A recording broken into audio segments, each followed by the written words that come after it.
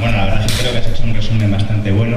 Solamente quería comentar o ampliar una de las cosas, más un poco particular, aunque bueno, un poco generalizable, ¿no? Pero en relación a estos tribunales privados que has comentado, las posibilidades de demanda tendrían que ver con cualquier cosa que tuviesen, no ya que ver con las ganancias o dejar de ganar y tal, sino con las expectativas de ganancia.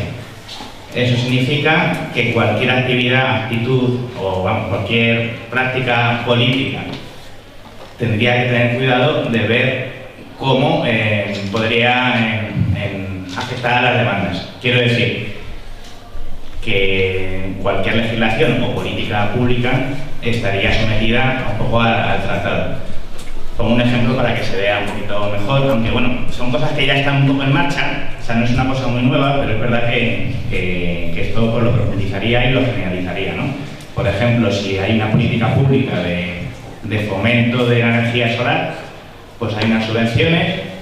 Se ha dado, por ejemplo, que en España, bueno, por otros motivos, pero se han quitado esas subvenciones, pues las empresas legítimamente podrán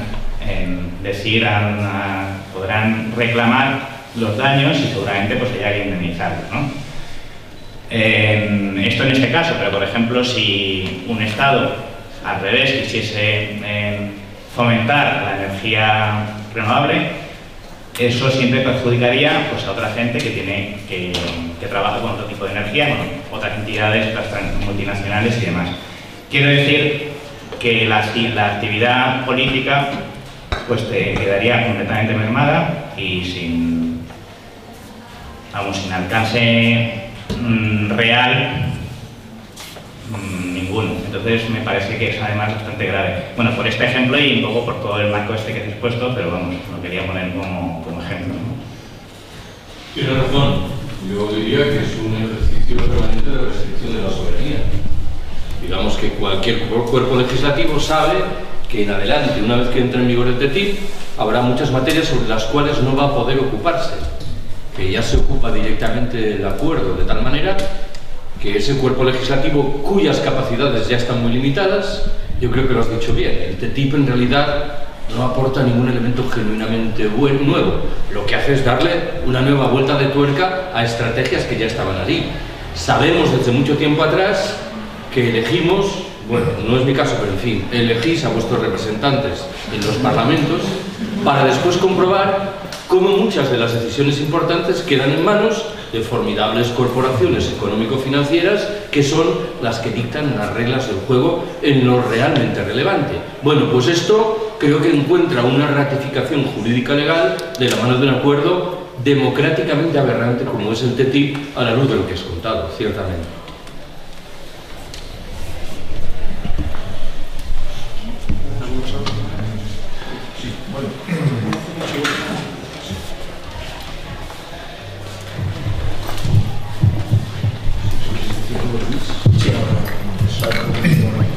Me ha parecido realmente muy preocupante y quería conocer qué jueces y qué tribunales formarían parte de este TTIP, porque por un lado serían contendientes las empresas y por otro los estados. Las empresas podían demandar al Estado en busca de una indemnización, y preguntaría también si los estados podrían demandar a las empresas también en busca de esa indemnización.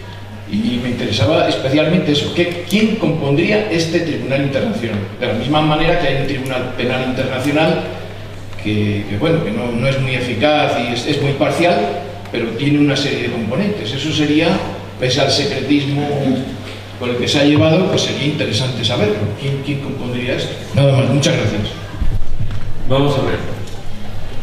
Según los rumores, el proyecto inicial sugería que esos tribunales de arbitraje privado estarían integrados por 3 personas.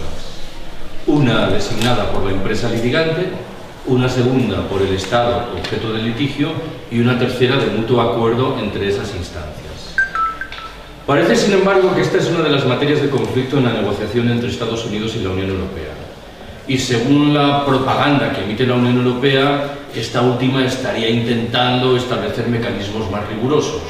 Según otro de los rumores, esto acarrearía que no se trataría de 3 personas sino de 15 y que deberían ser jueces de carrera. lo cual me temo que no garantiza demasiadas legalidades de fondo.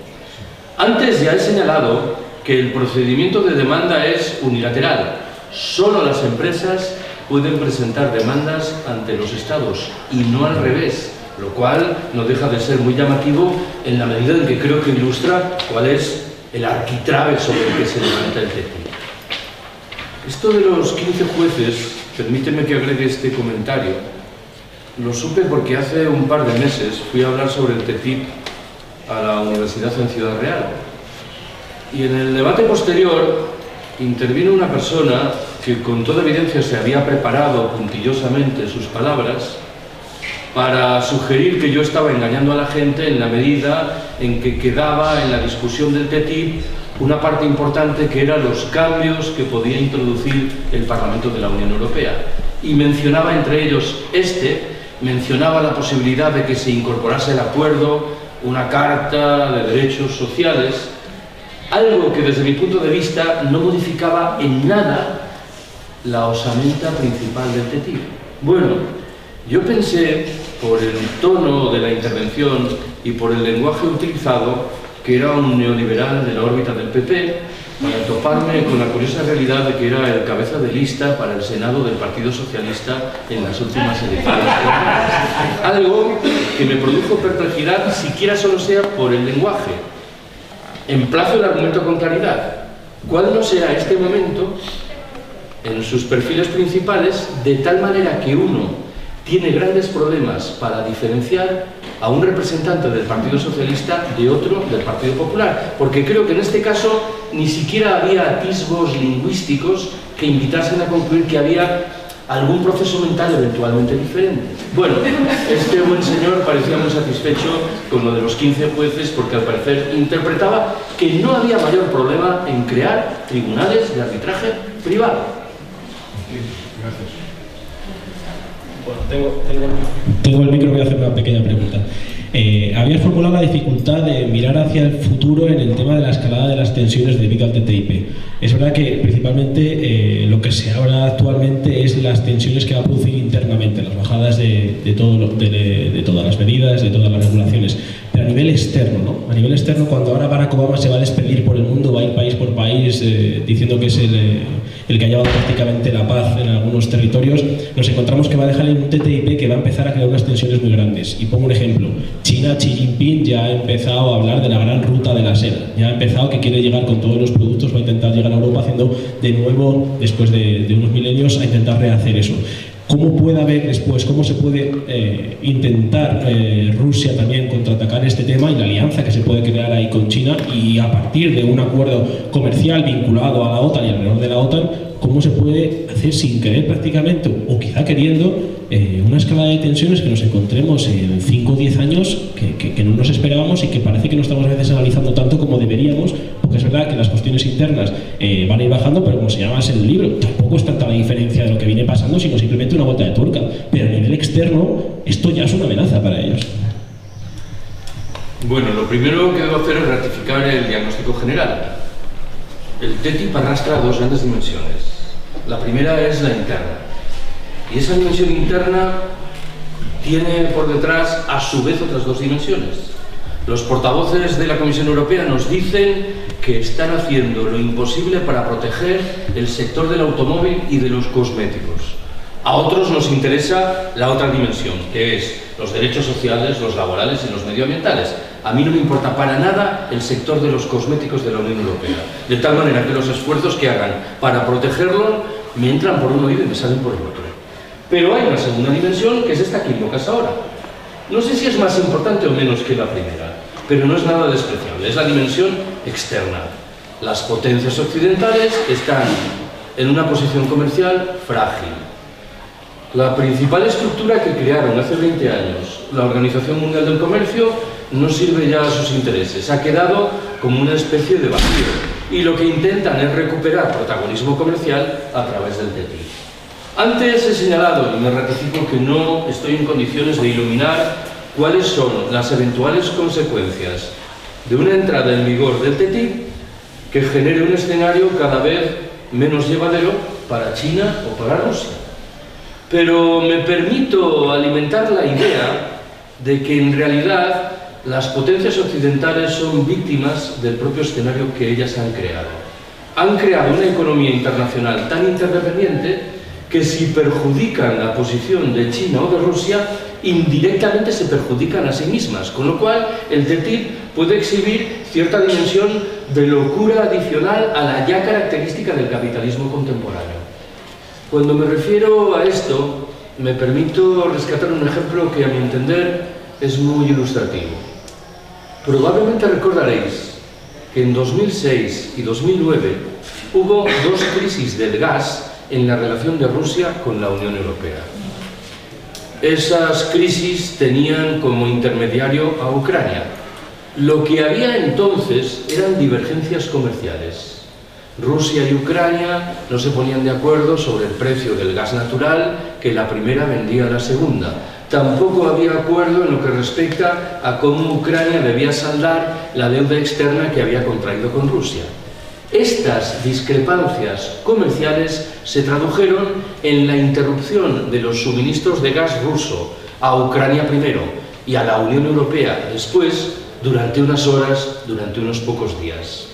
Os pido que reflexionéis un momento sobre lo llamativo que es que en 2014, con una guerra abierta en Ucrania, 3.000 muertos de por medio, cuando lo que había era algo más que meras divergencias comerciales, nunca se interrumpieron los suministros de gas. Poderoso caballeros don dinero. A la Unión Europea no le interesaba que Rusia dejase de enviarle gas y a Rusia no le interesaba dejar de percibir las divisas fuertes que obtenía a través de su venta de gas natural a Alemania, a Francia o a quien fuese. Permitidme que retome el sentido de fondo del ejemplo. Me temo que si el TTIP genera una guerra comercial fuerte, las primeras instancias que van a padecer sus efectos negativos son los países que promueven el TTIP. En la medida en que han generado un escenario comercial interesadamente hace 20 o 30 años, al calor del incipiente proceso de globalización que hoy, paradójicamente, puede volverse contra ellas. Esto no significa, claro, que el escenario vaya a ser halagüeño para China o para Rusia. Y tampoco significa, por cierto, para deshacer eventuales equívocos, que yo esté sosteniendo que las potencias occidentales son profundamente inmorales, que lo estoy sosteniendo, y que piense, en cambio, que China y Rusia son dos angelitos en el escenario comercial internacional. Cualquier persona que conozca cómo se las gasta China en el África subsahariana comprobará que repite todos y cada uno de los elementos del colonialismo occidental tradicional. Y quien a estas alturas piense que Vladimir Putin, el presidente ruso, es una suerte de Che Guevara del siglo XXI, tiene algún problema para ordenar conocimientos básicos.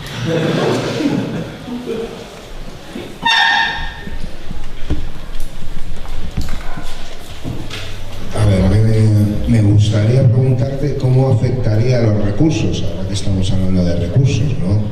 ¿Quién explotaría los recursos? Porque este planeta es un planeta finito y nos vamos a la mierda directamente, antes o después. A lo mejor esto lo acelera, no sé cómo lo aceleraría. Y también eso, la desigualdad, ¿no? Que suponen que determinados países exploten esos recursos en otros.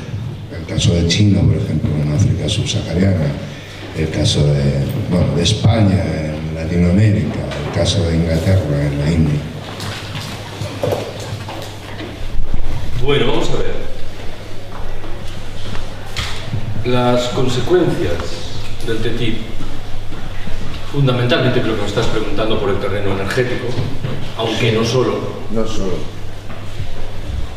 Creo que tiene un espejo en lo que ocurrió en el Reino Unido hace unos años cuando se procedió a privatizar el sector eléctrico. Las consecuencias fundamentales fueron dos. Una, que los oligopolios vieron ratificada su condición de predominio, y dos, que la electricidad, el precio de la electricidad subió notablemente. Antes he mencionado de pasada que en la trastienda del TTIP hay un proyecto ya activo encaminado a acrecentar sensiblemente las exportaciones de materias primas energéticas norteamericanas camino de la Unión Europea. Las consecuencias de esto, desde mi punto de vista, van a ser dramáticas. Una, se va a acrecentar la dependencia de la Unión Europea con respecto a los combustibles fósiles. Dos, las prácticas de fracking en la economía norteamericana van a experimentar un estímulo decisivo. Y tres, buena parte de los objetivos no particularmente ambiciosos que la Unión Europea ha establecido en materia de lucha contra el cambio climático y de transición energética se van a poner en peligro.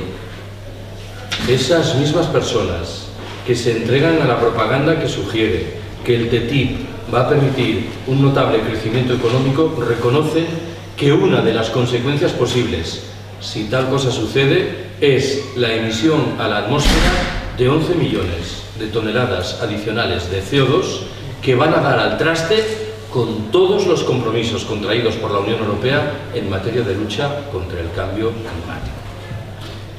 Esto que acabo de decir y el propio sentido de tu pregunta me sitúa en la perspectiva de subrayar algo importante. El TTIP es un acuerdo que, lejos de frenar las tendencias peores, nos sitúa cada vez más cerca de la perspectiva del colapso del sistema. He traído algunas copias, las tenéis arriba, del libro de Michael Joker, un libro que inmediatamente os percataréis tiene un título curioso: Historia de España 2014-2033, crónica de un colapso. Es un libro publicado en Reykjavik, la capital de Islandia, en el año 2034, que retrata un colapso, el español, que Joker entiende que es el producto de la combinación del cambio climático, que empieza a pegar ya fuerte, ante todo en la mitad meridional de la península ibérica, del encarecimiento inevitable de los precios de todas las materias primas energéticas que empleamos, de una crisis social en la cual ya estamos claramente inmersos y del despliegue de políticas autoritarias cada vez más evidentes. Creo que este es un debate que tenemos que rescatar. Incluso me atrevería a decir que es más urgente rescatar este debate que el propio del TTIP. De esto no habla nadie. Os invito a que toméis en consideración de qué hablan los tertulianos de las radios y de las televisiones, sea cual sea su condición ideológica. Hablan del régimen, pero poco o nada nos dicen del sistema que está por detrás del régimen. El régimen es el bipartidismo, la corrupción, la casta, la propia discusión relativa a la república y a la monarquía, que es en cambio el sistema del que nos prohíben hablar: el capitalismo, el trabajo asalariado, la mercancía, la alienación, la sociedad patriarcal, las guerras imperiales, la crisis ecológica, el colapso. Por eso me parece que cada vez es más urgente que hagamos un esfuerzo para recuperar este debate. No sé si lo del TTIP propicia la tarea de recuperación, porque es verdad que muchas veces distrae la atención con dimensiones concretas que son sin duda importantes, pero me parece que rescatar esta dimensión de cómo el TTIP nos sitúa cada vez más cerca del precipicio es una de las tareas más honrosas que tenemos que acometer en un momento como este.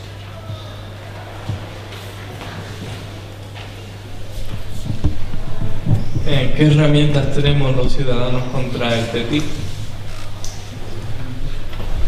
Estas preguntas me dejan fuera de juego. Hace mucho tiempo que no he hecho mano de esa conocida frase de gallegos que me sirve para lidiar con ellas. Seguro que algunas y algunos me la habéis escuchado. La historia cuenta que un gaitero de Lugo, un hombre muy viejecito, más de 80 años de edad, fue invitado a participar en un acto sobre gaitas en Asturias, y en un momento determinado le hicieron una entrevista en una radio local y el periodista le preguntó qué pensaba sobre Evia, este gaitero asturiano que toca una gaita un poco heterodoxa, semielectrónica, sin soplar, y cabe suponer que al viejecito de Lugo, que era un gaitero tradicional, no le gustaba lo que hacía Evia, pero debió pensar: ¿y qué gano yo con meterme con un colega contra el que por lo demás no tengo nada?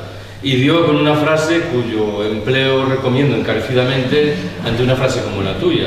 Dijo: pues verá usted, si le digo la verdad, le mentiría. Subrayo que no es una frase tramada por un intelectual, ¿no? La frase, en términos de lógica formal, no tiene ningún sentido. pero es extremadamente eficiente. Bueno, vamos a ver. Al final de mi mini charla, yo he llamado la atención sobre 3 cosas que entiendo que podemos hacer. La primera es organizarnos en plataformas contra el TTIP, que sean lo más plurales y abiertas posibles. Yo creo que esta es una materia en la que afortunadamente hay mucha posibilidad de consenso. Tampoco estoy plenamente seguro de esto que acabo de decir, ¿no? Porque es verdad que lo del TTIP se puede abordar desde perspectivas diferentes. Ojo, que no aquí, pero en otros países de la Unión Europea hay una suerte de crítica conservadora del TTIP. He contado a menudo que hace unas semanas me encontré en Córdoba a un amigo austriaco que me dijo que en vísperas de las elecciones en su país había tenido la oportunidad de contemplar un debate en televisión entre los candidatos de los 6 partidos más importantes y que todos habían emitido críticas del TTIP.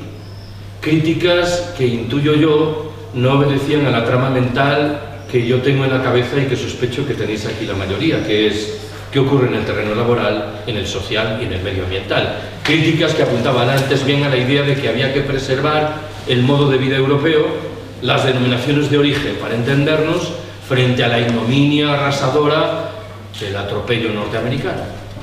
Segunda cosa que podemos hacer, realizar un esfuerzo inconmensurable encaminado a explicar qué es el TTIP. Yo creo que las plataformas hoy existentes lo están haciendo bien. Han cometido, por ejemplo, la tarea de redactar pequeños textos, folletos, que explican pedagógicamente qué supone esto. En el buen entendido, lo he dicho antes, y me parece que salta a la vista que lo del TTIP es una materia de discusión muy farragosa. Tú dijiste al principio, Luis, que yo me expreso con mucha claridad. Me hizo gracia cuando te lo escuchaba, porque ayer recibí un mensaje de un amigo de Facebook que me decía que no entendía nada de lo que yo decía.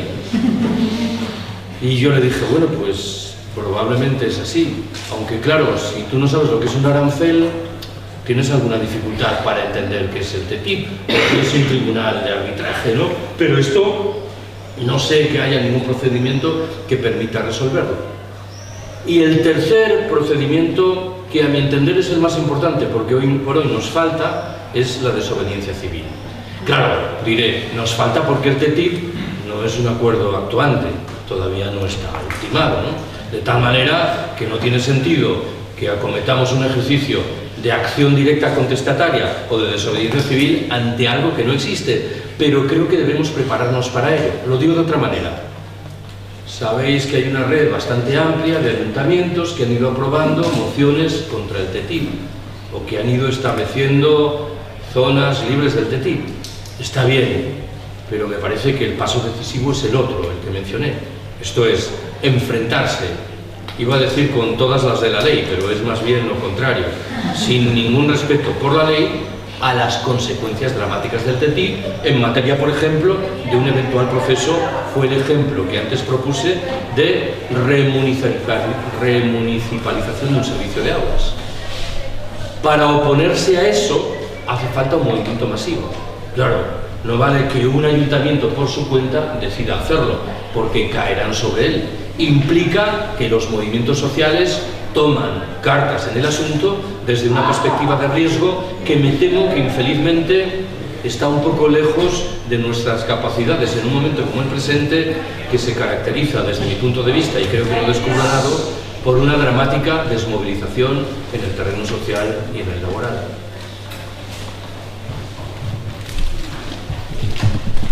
Sí, gracias. Dijiste antes que se rumorea que el TTIP no se va a publicar, si he entendido bien, hasta después de ser aprobado o entrar en vigor. Los documentos de la negociación. Ah, vale. Claro, es que la duda que me asaltaba es cómo se puede aplicar jurídicamente algo que no se conoce. Pero de todas formas, ¿se sabe ya qué tipo de aplicación jurídica va a tener, si es directamente aplicable como un tratado internacional entre un Estado y una organización internacional, si va a tener que ser transpuesto a un reglamento, una directiva, etcétera? Es una materia polémica. El intento de las instancias directoras de la Unión Europea es que sea un acuerdo internacional que suscriben los Estados Unidos y la Unión Europea, de tal manera que los parlamentos de los Estados miembros no tengan que decir nada al respecto. Pero hay quien estima que, como buena parte del contenido de ese acuerdo, en buena lógica, afectará a legislaciones ya asentadas de los Estados miembros, lo suyo es que alguno de esos estados o instancias privadas planteasen demandas para sugerir que el procedimiento es ilegal, de tal manera que habría que consultar a los parlamentos de los Estados miembros. Con lo cual hay aquí una materia de discusión muy amplia. No solo eso, desde mi punto de vista hay una nebulosa en lo que respecta a qué ocurriría en el caso de que algún Estado declarase expresamente su voluntad de no sumarse al TTIP.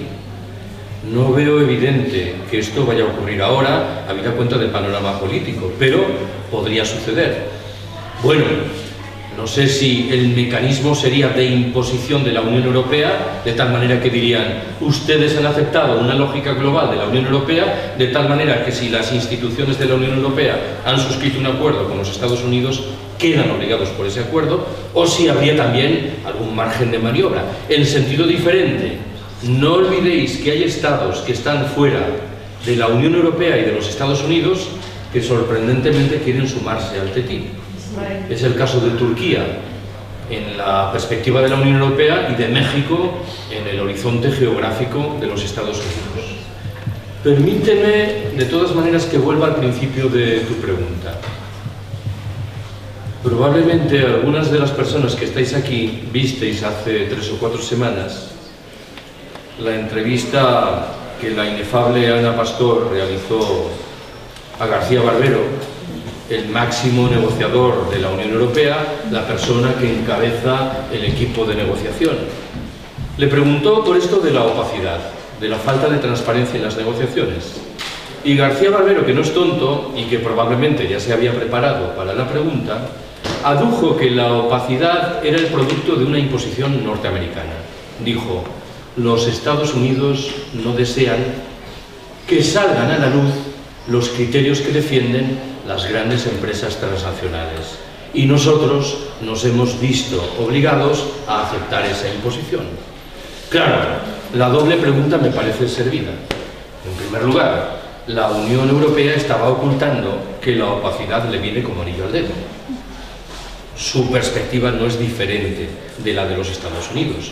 Pero en segundo lugar, cabe preguntar qué tipo de negociación es esta, en virtud de la cual la Unión Europea no ve ningún problema en que su contraparte prohíba que se divulgan los datos relativos a aquello que se está discutiendo. Me parece que eso retrata ciertamente a la contraparte, pero retrata también a la Unión Europea. Pasamos al pastel anterior. A ver, alguien por aquí me lo había pedido. ¿Podéis pasar por atrás?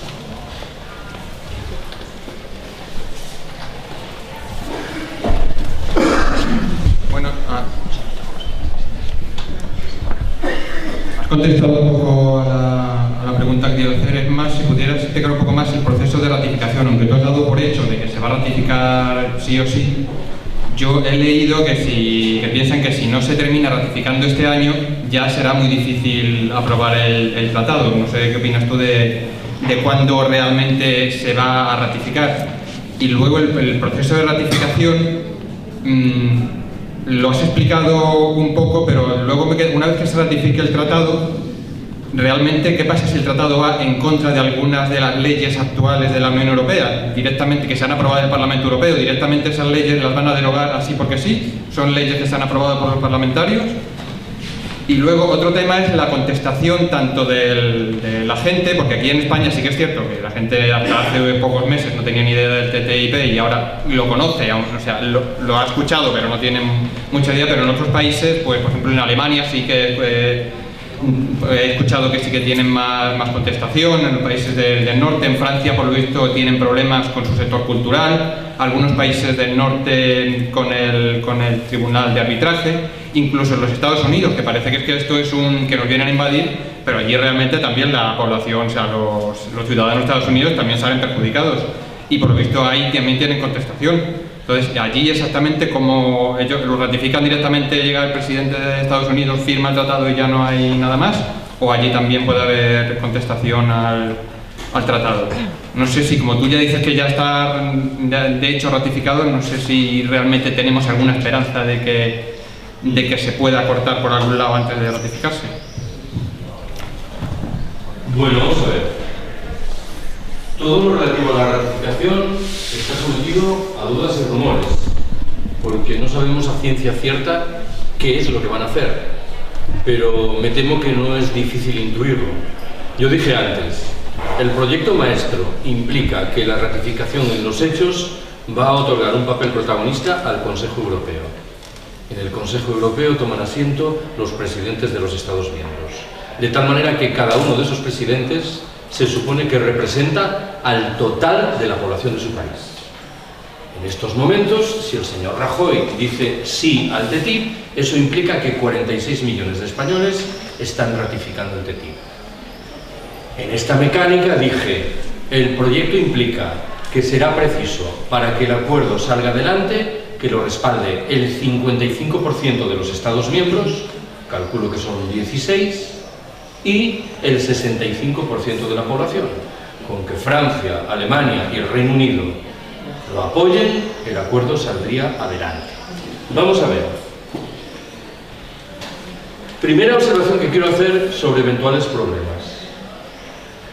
Hace unas semanas le preguntaron a García Barbero cuándo interpretaba que el TTIP estaría ultimado y respondió que con mucha suerte estaría negociado en todas sus dimensiones en el año 2017. Permitidme que subraye lo de con mucha suerte. Esto quería decir subterráneamente que estaban reconociendo que era más que probable que la fecha se postergase. Es verdad que esta divulgación de los documentos de las últimas semanas invita a alguna sospecha de cariz conspiratorio. Yo francamente no creo que el procedimiento fuera simplemente que algún funcionario que tuviese acceso a los papeles decidiese por mala conciencia divulgarlos y entregárselos a Greenpeace. Creo que por detrás hay una operación más tramada. Una de las explicaciones que se ha aportado al respecto tiene que ver con estas urgencias de Obama en el momento presente. ¿Cómo las interpreto yo? Obama está utilizando inteligentemente la carta Trump. Le está diciendo a la Unión Europea, si ustedes no negocian ahora rápidamente, o lo que es lo mismo, no aceptan lo que nosotros les estamos pidiendo en el sector del automóvil o el de los cosméticos, dentro de unos meses puede darse el caso de que deban enfrentarse a un equipo negociador norteamericano más duro, vinculado con Hillary Clinton o vinculado con Donald Trump. El argumento es bastante etéreo. Aunque Donald Trump, sabéis, que ha afirmado rechazar el TTIP, si se convirtiese en presidente de los Estados Unidos, yo doy por descontado que se plegaría a las imposiciones de las grandes empresas transnacionales. Lo otro sería sorprendente.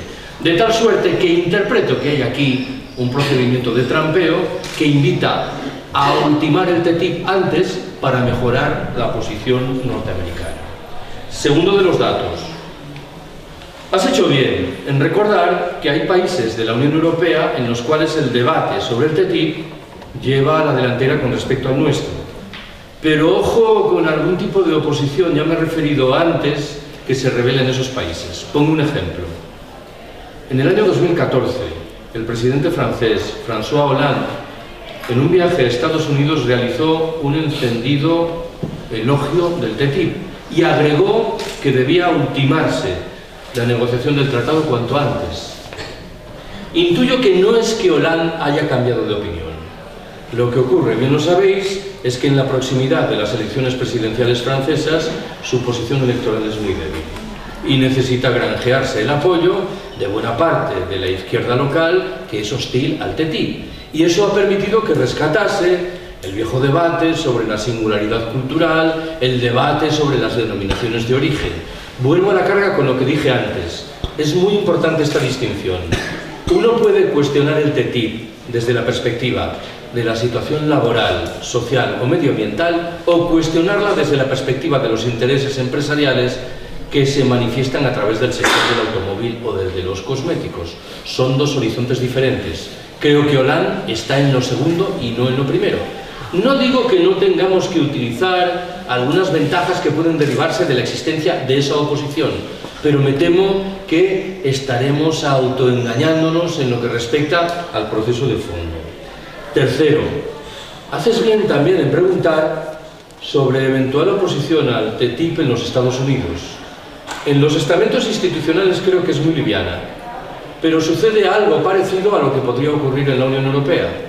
Si el TTIP afecta a determinadas competencias de los Estados miembros de la Unión en Estados Unidos, y parece inevitable que lo haga, estos Estados miembros, California, Connecticut o Florida, podrían plantear demandas que implicarían cierto retraso, como poco, de la entrada en vigor del acuerdo.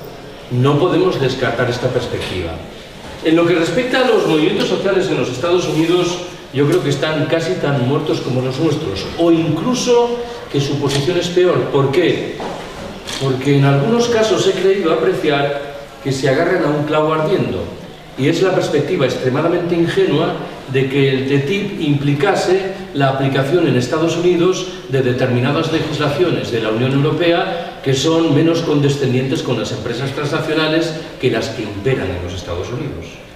Ojo con esto que acabo de decir, porque es un argumento de ida y vuelta.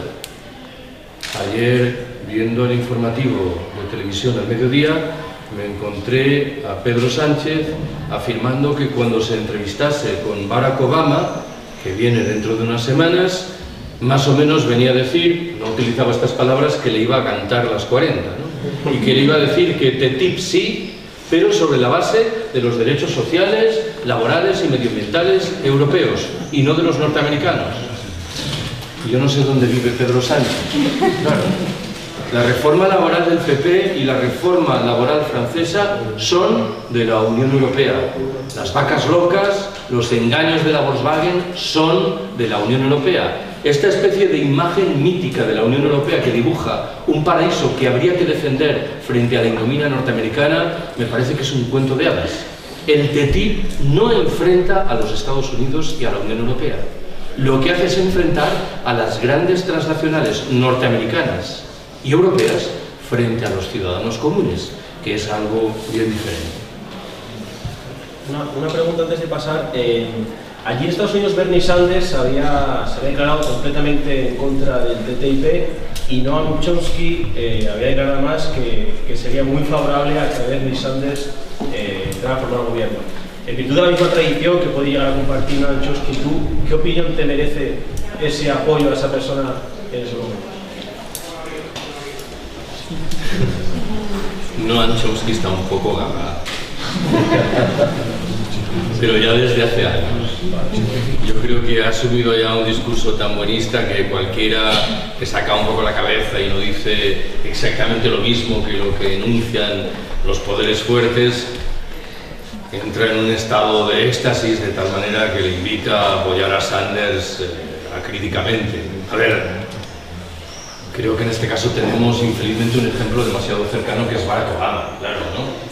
Quiero recordaros las ilusiones que despertó Barack Obama hace 8 años. Cualquier persona con 2 dedos de cabeza y cierto conocimiento de cómo funcionan las cosas en los estamentos de poder sabía que si el establishment político y económico norteamericano había aceptado a Barack Obama como presidente, es que este último implicaba riesgos menores para sus privilegios. Y en realidad no ha acarreado ningún tipo de riesgo, ni mayor ni menor. Es verdad, para decirlo todo, que lo de Sanders va un poco más allá de lo que dice Obama, pero tengo la impresión de que sería difícil imaginar que Sanders, tanto más cuanto que no va a ser el presidente, en algún tipo de posición de influencia en relación con el gobierno norteamericano, contribuyese de manera interesante a frenar un tanto los privilegios de las grandes empresas transnacionales o a modificar la política exterior de su país. El mejor retrato de lo que es Obama se llama Palestina, ¿no? ¿Qué ha hecho Obama en relación con Palestina? Absolutamente nada. Plegarse una vez más a los intereses del lobby pro-israelí en Washington, que han quedado incólumes. Bueno, me temo que en este caso, y sin ninguna vocación de desmentir a Chomsky, es demasiado optimista en lo que respecta a la eventualidad de un discurso como el de Sanders, que no es por lo demás el de Chomsky, Y a veces estaría bien que Chomsky recordase el suyo propio, sin necesidad de buscar ataduras en otros personajes, por muy respetables que estos últimos puedan ser.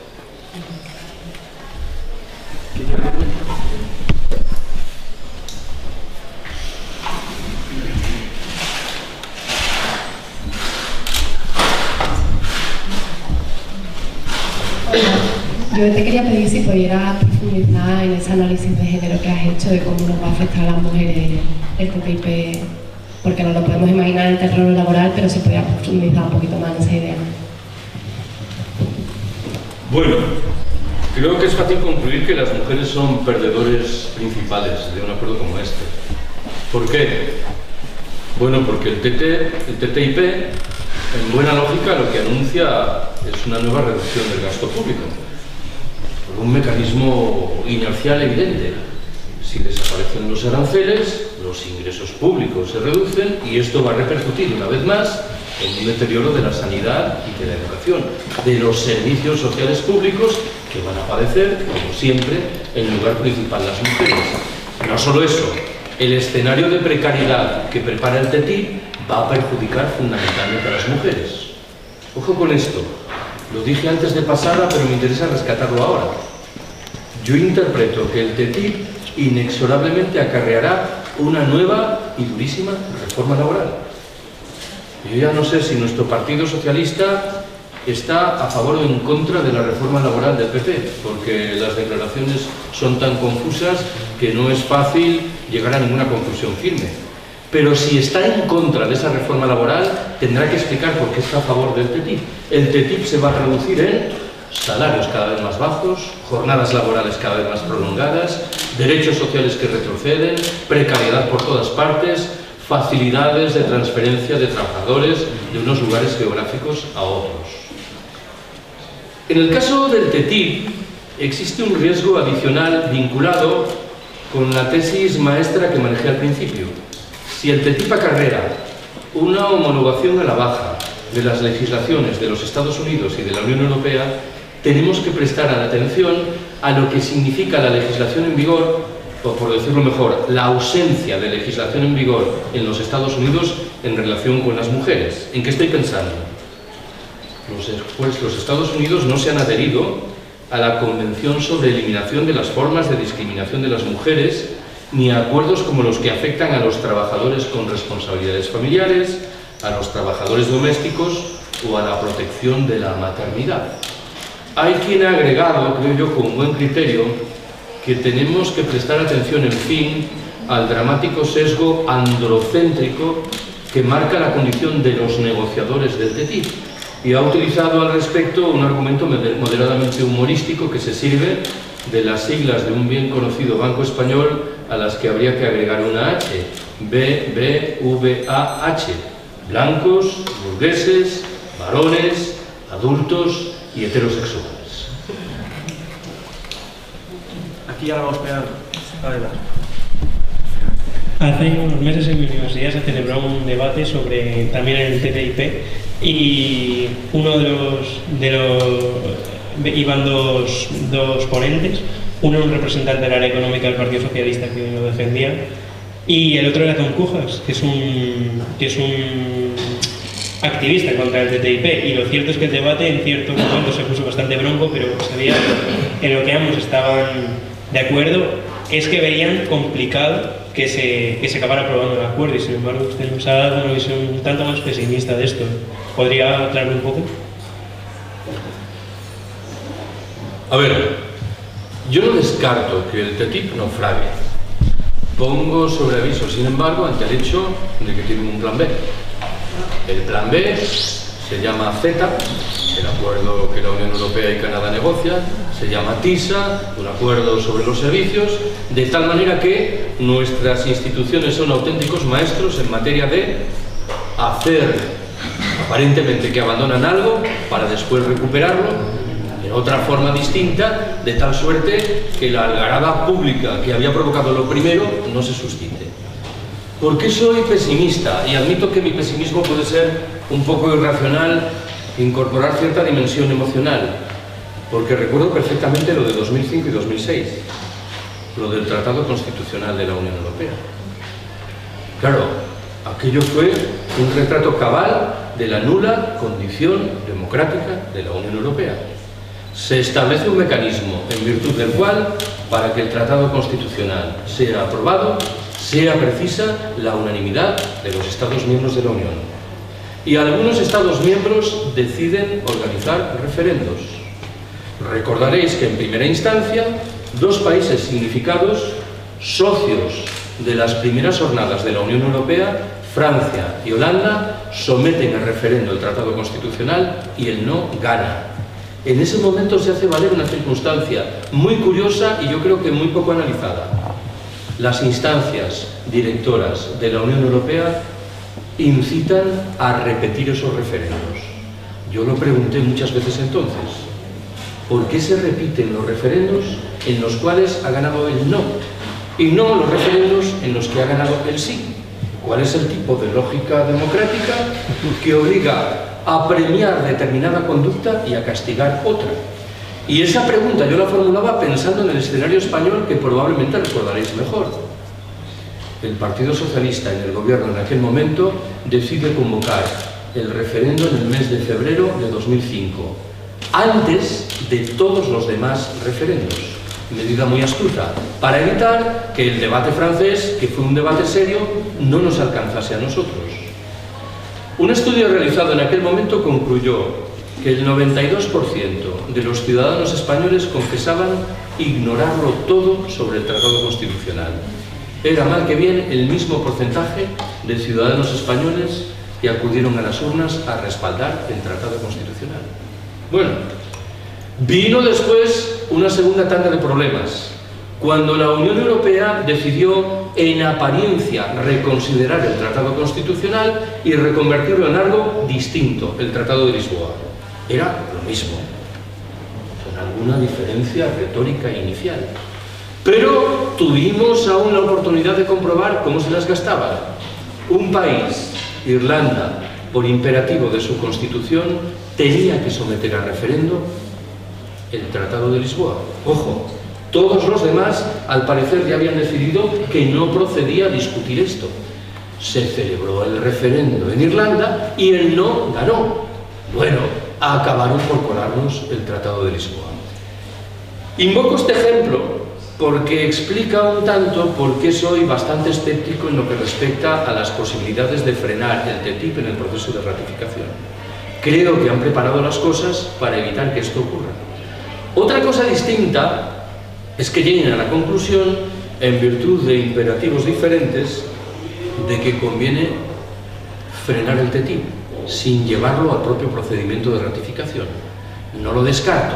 Hay quien ha interpretado que esto es lo que está por detrás de la divulgación de esos papeles en Holanda, que sería un intento de demostrar que el TTIP es una canallada de tal manera que no procede sacarlo adelante. Pero aún hoy sigo pensando que el dato fundamental es la condición manipulatoria, la falta absoluta de principios de quienes dirigen la Unión Europea, con lo cual no hay demasiado motivo para concluir que estas personas se van a echar atrás en lo que respecta al procedimiento de ratificación del acuerdo. Pero ojalá me equivoque.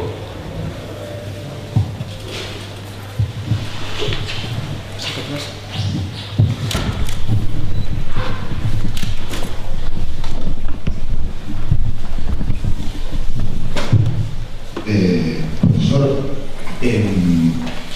¿cómo puede implementarse un tratado como el TTIP en una Europa con la problemática de los refugiados y con la alerta por la situación del Estado Islámico?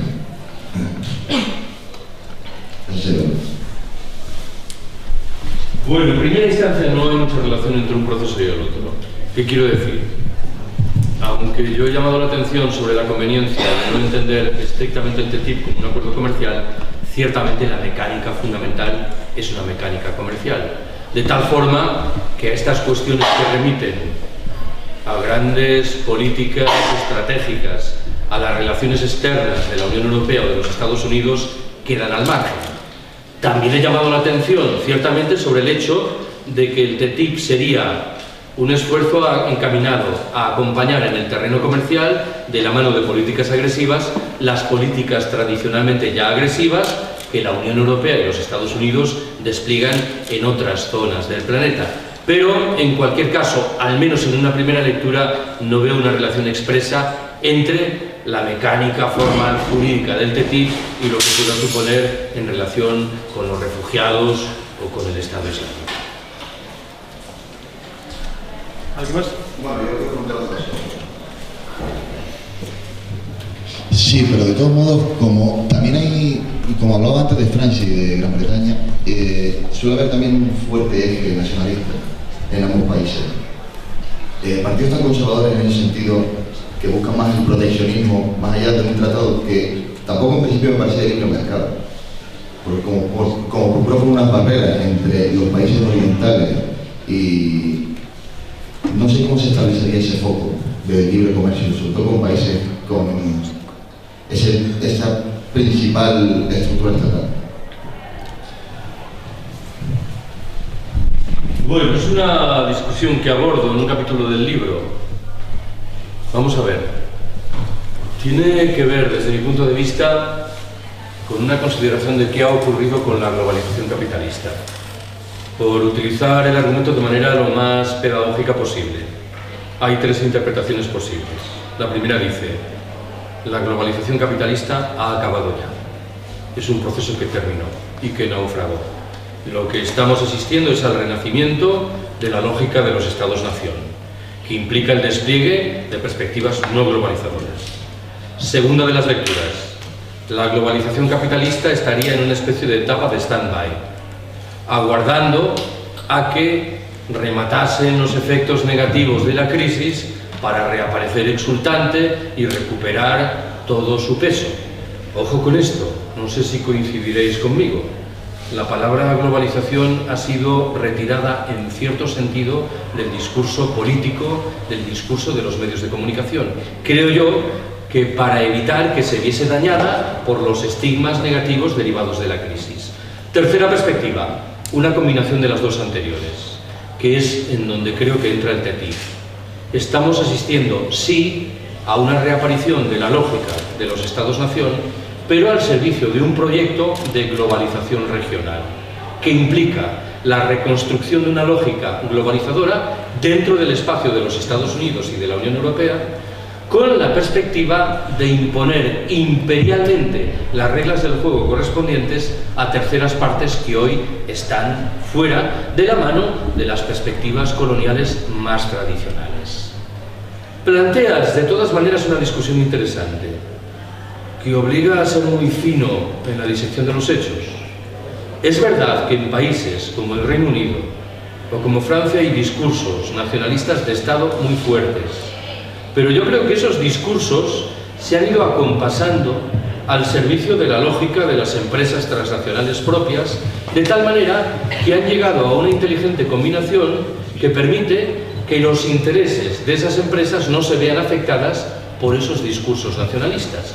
Esto es lo que explica, por ejemplo, por qué una eventual oposición de Francia al TTIP tiene que ver con algo un poco etéreo y vaporoso, la identidad cultural francesa, que, en virtud de un argumento que yo entiendo que es electoralista, el señor Hollande, como en el pasado el señor Sarkozy, está empeñado en defender, probablemente en la perspectiva de que olvidemos que las grandes empresas francesas del sector aceptan la lógica globalizadora de la liberalización, de la deslocalización y de la desregulación sin mayor problema.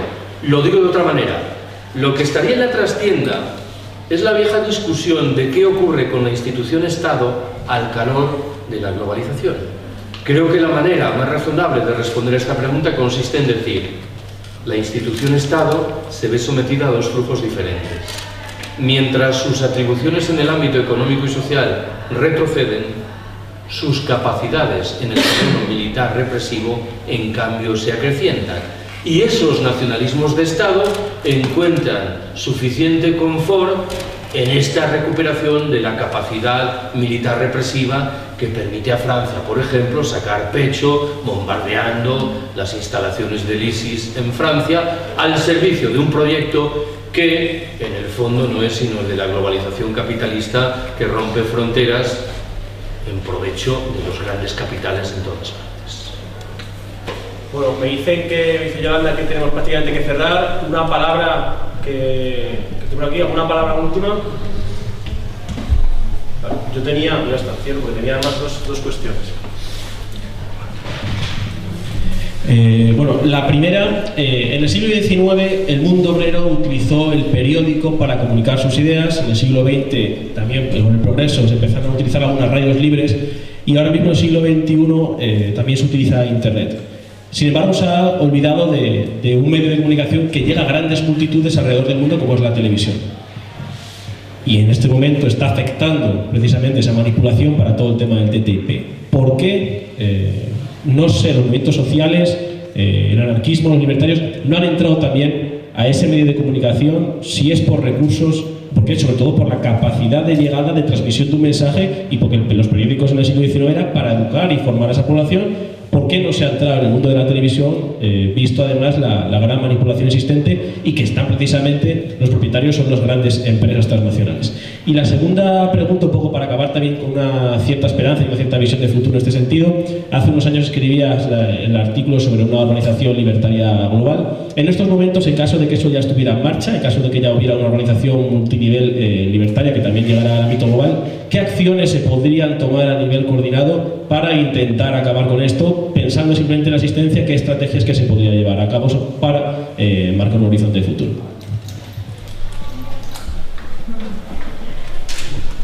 Bueno, dos discusiones muy complejas. La primera, yo creo que la mayor parte de los libertarios no miran en efecto la televisión. En primer lugar, por una razón fáctica. La televisión les está vedada. En realidad, la televisión está vedada a cualquier tipo de proyecto contestatario y emancipatorio. Antes he mencionado ese dato que a mi entender es muy llamativo, relativo a de qué hablan los tertulianos de la televisión. La discusión sobre el colapso, sobre la sociedad patriarcal o sobre lo que es el capitalismo no está ahí. Los medios de comunicación generan lo que muchas veces he llamado un pluralismo de circuito cerrado. Escenifican una aparente confrontación muy agria. Nadie diría que no hay confrontación en una tertulia en televisión, sobre la base de haber censurado antes determinadas posiciones que nunca llegan ahí. Y eso, en la mayor parte del público, genera la ilusión óptica de que ahí hay un debate genuinamente plural. No sé si trasladar esto al terreno político-parlamentario. Yo entiendo que hay ventajas derivadas de un panorama en el que haya 4 grandes partidos en vez de 2. Pero quiero pensar que nuestro proyecto no puede agotarse en eso, ¿no?